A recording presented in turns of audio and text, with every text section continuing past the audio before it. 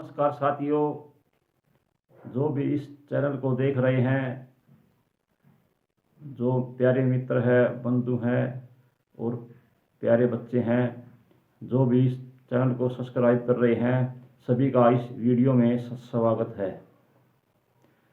साथियों, एक समय का जिक्र है कि एक सेठ था।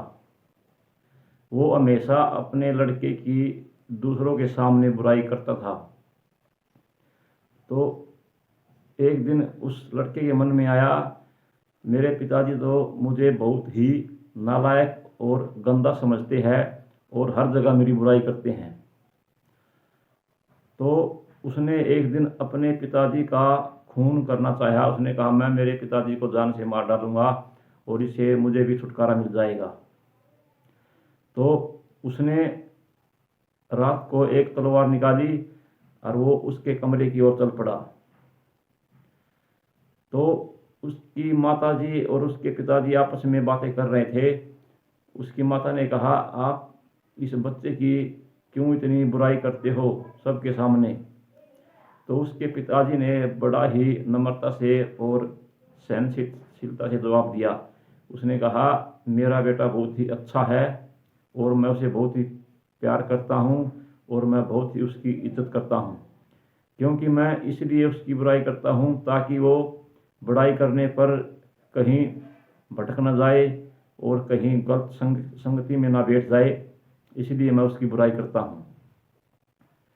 तो यह सुनकर उसका बेटा भी बहुत शर्मिंदा रह गया और उसने अपने पिताजी के पैर पकड़ लिए और उसने कहा, पिताजी मुझे माफ़ कर दो, मुझसे बहुत बड़ी गलती हो गई है।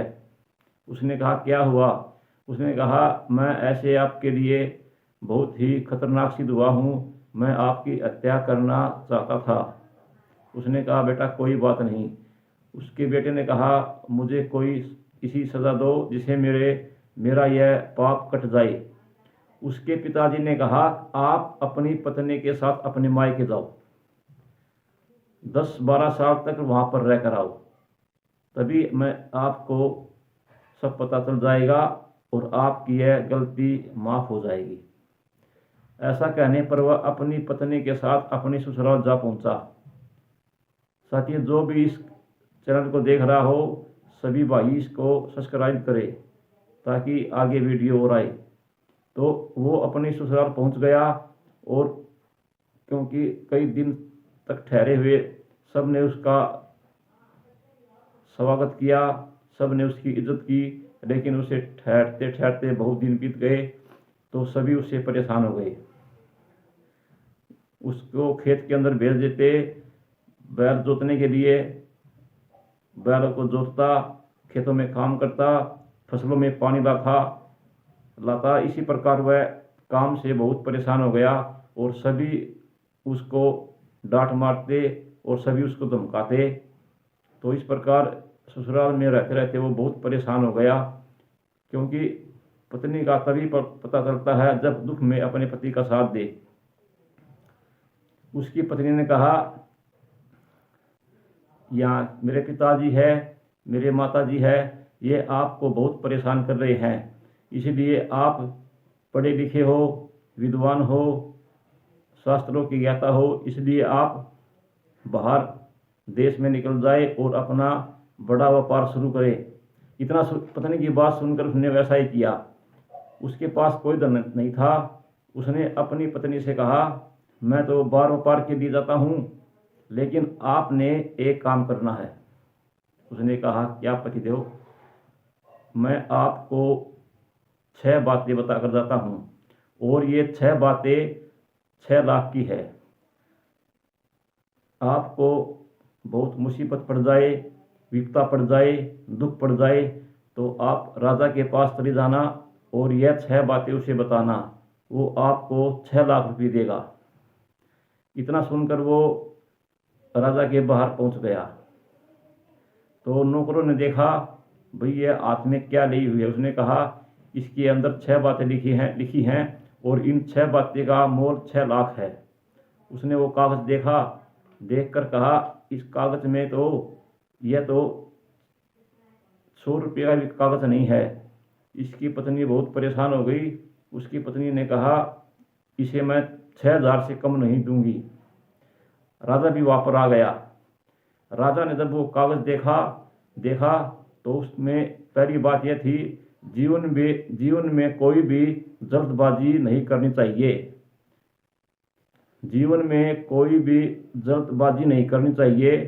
जो लोग जल्दबाजी में काम करते हैं उन्हें जीवन में भारी नुकसान उठाना पड़ता है, बहुत बड़े संकट में पड़ जाते हैं।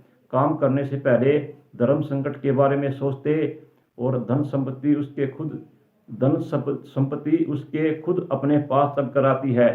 जो आदमी जीवन में जल्दबाजी नहीं करते उसको धन अपने आप ही प्राप्त हो जाता है।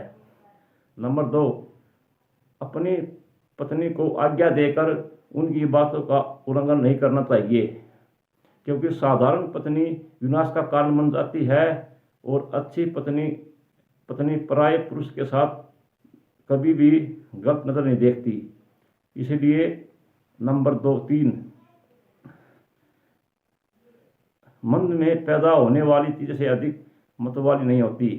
मन में जो चीज पैदा होती है वह अधिक मतवाली नहीं होती। नंद में जो चीजें होती हैं वह ना समझ नहीं होती और ना संतान पर गर्व नहीं करना चाहिए। जो संतान आपकी अच्छी नहीं है, वो आपकी बात नहीं मानती, तो उस पर हमें गर्व नहीं करना चाहिए। यह नंबर 3। नंबर 4, जिसमें कुटुंब का शोषण नहीं किया जाता, शत्रु को नष्ट नहीं किया जाता, जिसके शत्रु को नष्ट नहीं किया जाता और इसका उत्तर वस्तु की रक्षा नहीं की, उसका जीना बेकार है। जिसने कुटुंब का शोषण नहीं किया, शत्रु को नष्ट नहीं किया और जो बात को नहीं, वस्तु की रक्षा नहीं करता, उस आदमी का जीना बेकार है। नंबर 5, जो स्त्रियों में अंतभूत रहने वाले कभी कर्जा जिसके अक्षर होता है, जो स्त्रियां के अंत में भूल में पड़े रहते हैं, जो कर्जवान होते हैं, उनमें अंगत गुण और धन से रहित हैं, ऐसे लोग जीवित होते हुए मरे हुए हैं। नंबर 6, आयु धन घर दोष, आयु धन दोष मन मैथुन मंत्र औसत दान अपमान, ये 9 विषयों, इन 2 विषयों को गुप्त में प्राप्त करना चाहिए। इन 9 विषयों को गुप्त रखना चाहिए। इन बातों को किसी को नहीं बताना चाहिए। नंबर 6, राजा ने यह बात सुनकर उस लड़की को 6,000 रुपये दिए और वो बातें खरीद ली, क्योंकि वह बातें उसके जीवन में बहुत ही काम आई। इसलिए सभी को हाथ जोड़कर राम राम।